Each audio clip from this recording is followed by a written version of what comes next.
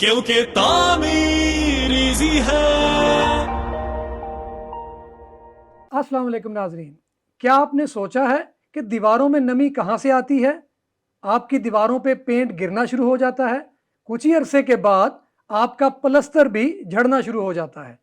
ऐसी सिचुएशन में आप अपने घर की दीवारों को मेहमानों से भी छुपाते फिरते हैं और नमी से निजात हासिल करने के लिए मुख्तलिफ किस्म के देसी टोटके अपनाते हैं। तो जनाब, इन देसी टोटकों से कुछ नहीं होने वाला। जब तक आप किसी माहिर से इसके बारे में राय नहीं लेंगे, आपका मसला जूं का तूं रहेगा। इसी मसले को एड्रेस करने के लिए आज हमारे साथ कंस्ट्रक्शन इंडस्ट्री में तकरीबन 30 साल का तजर्बा रखने वाले अशर नसीम साहब मौजूद हैं।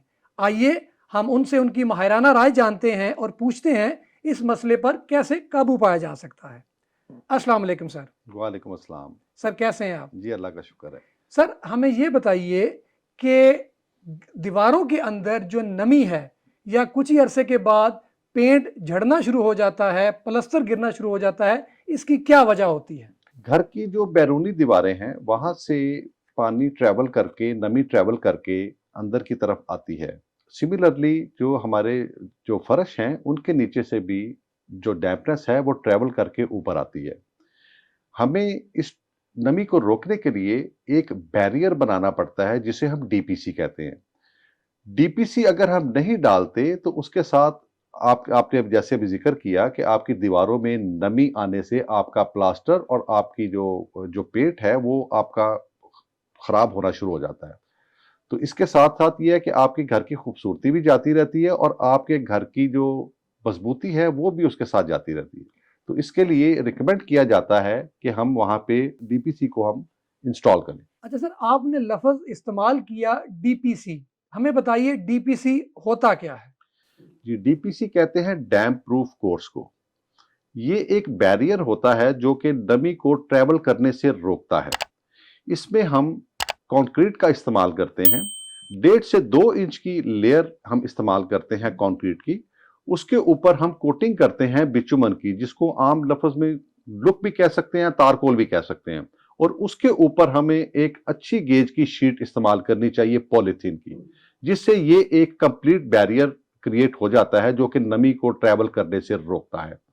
डीपीसी बेसिकली 2 तरह की होती है, एक हॉरिजॉन्टल डीपीसी और एक होती है वर्टिकल डीपीसी। जो वर्टिकल डीपीसी है वो हम वहां पे यूज करते हैं जहां पे हमारे 2 फ्लोर्स का आपस में डिफरेंस हो। फॉर एग्जांपल, अगर हम अपने घर की बैरूनी दीवारें देखें तो बाहर रोड का लेवल और हमारे अंदर के फ्लोर्स के लेवल में एटलीस्ट 1 से 2 फुट का फर्क जरूर होता है। उस 1 से 2 फुट के फर्क को कवर करने के लिए कि मॉइस्चर वहां से ट्रेवल ना करे, हमें वहां पे वर्टिकल डीपीसी देनी चाहिए। अच्छा सर, ये बताइए जो वर्टिकल डीपीसी है ये दीवार के साथ ऊपर की समत में डाला जाता है, इसके बारे में थोड़ी सी आगाही दीजिएगा। जी, जैसे मैंने पहले अर्ज किया कि हमारी जो आउटर वॉल्स होती हैं उनका लेवल, उनके बाहर के फ्लोर का लेवल और हमारे घर के अंदर के फ्लोर का लेवल में डिफरेंस होता है। उस वर्टिकल डिफरेंस को में जो फ्लोर का डिफरेंस होता है वहां पे हमें ये वर्टिकल डीपीसी जरूर इस्तेमाल करनी चाहिए। जो भी डिफरेंस है उसको आप वर्टिकली, जैसे मैंने अर्ज किया कि चिप्स उसको करनी चाहिए वर्टिकली, और ये वर्टिकली ही होगी ये। और ठीक हो इसके गया। ऊपर हम बिचुमन की कोटिंग करेंगे और इसके ऊपर हम पॉलिथीन शीट यूज करेंगे। यानी कि हमने हॉरिजॉन्टल डीपीसी भी डाल दिया और वर्टिकल डीपीसी भी डाल दिया और हमने दोनों तरफ से एक बैरियर क्रिएट कर दिया है मॉइस्चर को ट्रेवल करने से रोकने के लिए। तो बेसिकली आपकी बात से जो मैं समझ पाया हूँ वो ये है कि वर्टिकल डीपीसी को आप जहाँ हॉरिजॉन्टल डीपीसी आ रहा है उस लेवल तक जरूर लेके जाएं। एग्जैक्टली ठीक हो एग्जैक्टली। गया। सर ये बताइए कि हॉरिजॉन्टल डीपीसी का फंक्शन क्या है? हॉरिजॉन्टल डीपीसी का फंक्शन ये है कि हमारे फ्लोर के नीचे से जो मॉइस्चर ट्रेवल करके ऊपर को आता है वहां पे हमें एक बैरियर क्रिएट करना है। उस मॉइस्चर को ऊपर ट्रेवल करने से रोकने के लिए हमें ये डीपीसी डालनी पड़ती है ताकि मॉइस्चर ऊपर की तरफ ट्रेवल ना कर सके। अच्छा सर, ये बताइए कि जो हॉरिजॉन्टल डीपीसी है ये 2 लेवल्स पे डालना चाहिए और इनके आउटर साइड पे वर्टिकल डीपीसी होता है, इसके बारे में थोड़ा बताइएगा। जी बिल्कुल, अगर 2 लेवल्स पे डाल लिया जाए तो ये बहुत ही अच्छा और सेफ है। जब आप 2 हॉरिजॉन्टल सरफेसेस पे डीपीसी डाल के और उसको वर्टिकली जब आप कनेक्ट कर देंगे तो ये एक कंप्लीट बैरियर बन जाएगा। मॉइस्चर को नीचे से ट्रेवल करने में 2 बैरियर्स आ जाएंगे और हॉरिजॉन्टली ट्रैवल करने के लिए भी उसके पास बैरियर आ जाएगा। बिल्कुल। फिर पानी के ट्रैवल करने के चांसेस बिल्कुल जीरो हो जाएंगे। अच्छा सर, अगला मेरा क्वेश्चन आपसे ये है कि डीपीसी डालते वक्त किन चीज़ों का ख्याल रखना बहुत ज़रूरी है? जी, डीपीसी डालते वक्त हमें जो ब्रिक सरफेस है जिसके ऊपर हम डीपीसी प्लेस करना चाह रहे हैं, उसको बिल्कुल डस्ट फ्री होना चाहिए। बिल्कुल उसकी सफाई करने के बाद हम उसके ऊपर कंक्रीट की 1.5 से 2 इंच की लेयर डालें और उसके ऊपर फिर हम, जैसे मैंने पहले अर्ज़ किया, कि बिटुमन की 2 कोटिंग्स करने के बाद हम उसके ऊपर पॉलीथीन शीट डालें। दूसरा, अक्सर आपने देखा होगा कि जहाँ पे पानी का यूज़ ज़्यादा होता है, ख़ास तौर पे गैरेजेस में जहाँ पे लोग अपनी गाड़ियाँ धुलवाते हैं, वहाँ पे पानी अक्सर खड़ा होता है और उससे उन दीवारों के ऊपर सबसे पहले जो डैम्पनेस है वो आपको नज़र आती है। ट्रैवल कर जाती है। उसकी वजह ये होती है कि हम जो डीपीसी है वो अपने फिनिश फ्लोर लेवल से उसको नीचे रख देते हैं, जहाँ से पानी को एक एक्सेस मिल जाती है और वो वॉल में ट्रैवल करना शुरू कर देती है।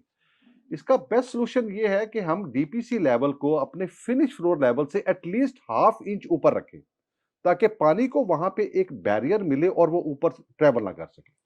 अच्छा सर, ये डीपीसी डालने के बाद एहतियात करने के बावजूद किसी वजह से अगर दीवार में नमी आ जाती है, पेंट उखड़ना शुरू हो जाता है, तो इसका सलूशन फिर क्या किया जा सकता है? इसमें नॉर्मली जो आपने प्लास्टर किए होते हैं, जो खराब हो चुके होते हैं, उनको सबसे पहले तो फिर उनको झाड़ झाड़ दिया जाता है। जितना जितना आपका इफेक्टेड एरिया है वहां से प्लास्टर को रिमूव कर दिया जाता है। अब लेटेस्ट टेक्निक्स में हमारे पास काफ़ी केमिकल्स इस तरह के हैं कि हम उनकी कोटिंग करने के बाद पहले वो उतने एरिया को आप बिल्कुल क्लियर कर लेंगे, प्लास्टर उसका रिमूव कर लेंगे। वहाँ पे आप जो केमिकल्स हैं, जो रिकमेंडेड केमिकल्स हैं, इसको नमी को रोकने के लिए, उनकी एप्लीकेशन होगी according to the manufacturer's manual, और उसके बाद आप उस उतने एरिया को दोबारा रीप्लास्टर करने के बाद आप उसको पेंट करें। तो ये एप्लीकेशन करने के बाद आपका क्या ख्याल है कि तकरीबन कितने अरसे तक हम अपनी दीवार को नमी से महफूज रख सकते हैं? अगर आप अच्छे केमिकल्स इस्तेमाल करें और वर्कमैनशिप आपकी अच्छी हो, तो मेरा ख्याल है कि ये 4 टू 5 ईयर्स एटलीस्ट ये कारगर साबित हो सकता है। Sir thank you very much. आपके वक़्त का, आपकी माहिराना गुफ्तगू से हमें बहुत ज़्यादा मुफीद बातें आज सीखने को मिली। Thank you sir. जी तो नाज़रीन, आज की वीडियो के बाद आपने ये देखा कि कौन से मेथड इस्तेमाल करके हम अपनी दीवारों को नमी से महफूज रख सकते हैं। आपका कोई क्वेश्चन हो, आप हमें कमेंट बॉक्स में लिखकर पूछ सकते हैं। किसी भी किस्म की कंस्ट्रक्शन रिलेटेड इंफॉर्मेशन हासिल करने के लिए आप हमारा पोर्टल tameereasy.com विजिट कर सकते हैं। Thank you. कंस्ट्रक्शन से रिलेटेड रहनुमाई और अपडेट्स के लिए विजिट कीजिए tameereasy.com। क्योंकि तामीर इजी है।